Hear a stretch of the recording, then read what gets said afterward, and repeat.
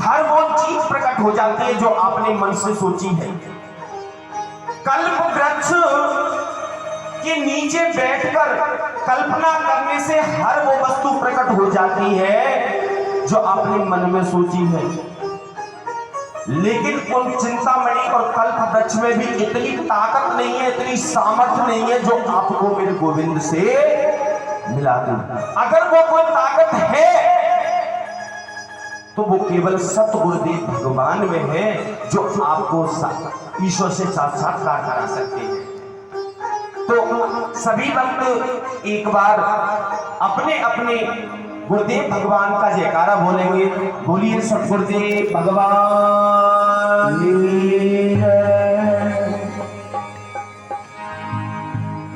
आज सोनकादिक ऋषियों ने सूत जी महाराज को आसन पर बैठा लिया।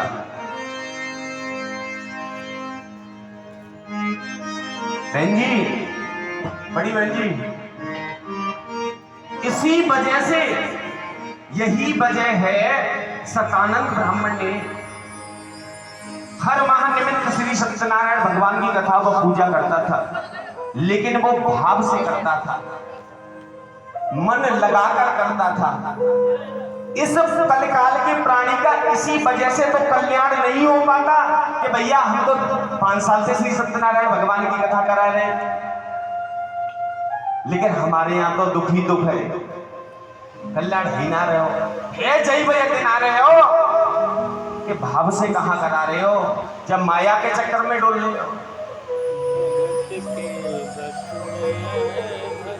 तो आज सूत जी महाराज को सोनकादिक ऋषियों ने आसन दे दिया और अपने आसन पर बिठा दिया और पूछने लगे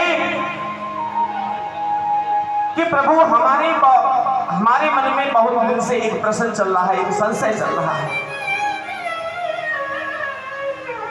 कि बताओ महात्माओं, क्या तुम्हारे मन में प्रश्न है कि प्रभु इस कलयुग का प्राणी बड़ा दुखी है, इसके कल्याण के लिए कोई उपाय बताओ। जैसे ही सूत जी महाराज ने महात्माओं के प्रश्न को सुना तो एकदम हर्षित हो गए, गदगद हो गए। संत को क्या चाहिए, संत को क्या चाहिए, महात्माओं को क्या चाहिए? तरुवर फल नहीं भगत है और दीन संचय वीर, और परमार्थ के कारणे साधु धरो शरीर।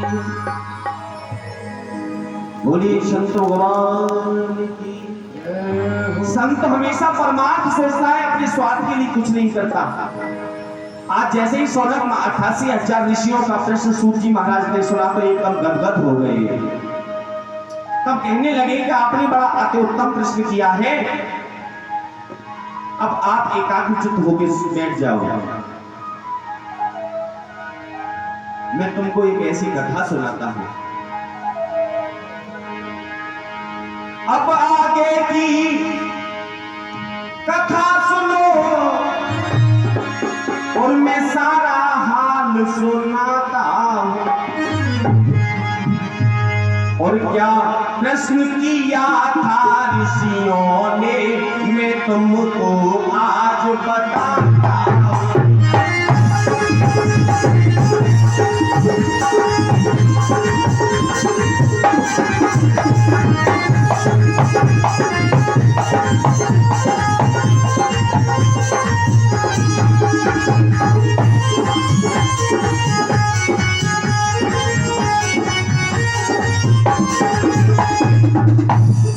क्या प्रश्न किया था ऋषियों ने, मैं तुमको आज सुनाता हूं।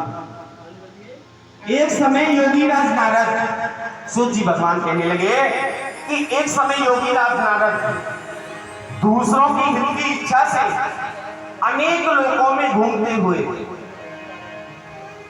पहले बैकुंठ पहुंचे। बैकुंठ तो उन्होंने देखा कि बैकुंठ में देवताओं की सभा जुड़ी हुई है और उस रही है कि धन्य है वो भारत भूमि, धन्य है वो भारत भूमि जहां मेरे विष्णु भगवान का कृष्ण स्वरूप में प्राकट्य हुआ, बाल लीलाएं की। धन्य है वो भारत भूमि जहां मेरे विष्णु भगवान का राम के स्वरूप में प्राकट्य हुआ। धन्य है वो भारत भूमि जहां वरुण जैसे दानी पैदा हुए। धन्य है वो भारत भूमि जहां अर्जुन जैसे धनुर्धर पैदा हुए, दोनों हाथों से अर्जुन बाण चलाते थे।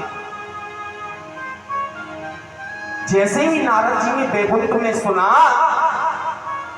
कि देवताओं में चर्चा चल रही है कि धन्य है वो भारत भूमि, धन्य है वो भारत भूमि, धन्य है वो भारत भूमि, क्यों न मुझे उस भारत भूमि में चलना चाहिए। आज नारद जी भारत भूमि पर आ गए। जब भारत भूमि पर देखा, जो सुना था वैकुंठ में, उसकी प्रतिकूल स्थिति देखी, अनुकूल स्थिति नहीं देखी, उसकी प्रतिकूल स्थिति देखी। क्या देखी कि झूठ ही लेना, झूठ ही देना, झूठ ही भोजन, झूठ चमेना। सिया राम जय जय राम, सिया राम जय जय राम। मंगल भवन मंगल हारी, प्रभु सहस रथ अजर बिहारी। सिया राम जय राम, सिया राम जय राम। झूठ ही लेना, झूठ ही देना, झूठ ही भोजन, झूठ चबेना। हर प्राणी झूठ बोल रहा है, हर प्राणी झूठ बोल रहा है और झूठ सुन रहा है।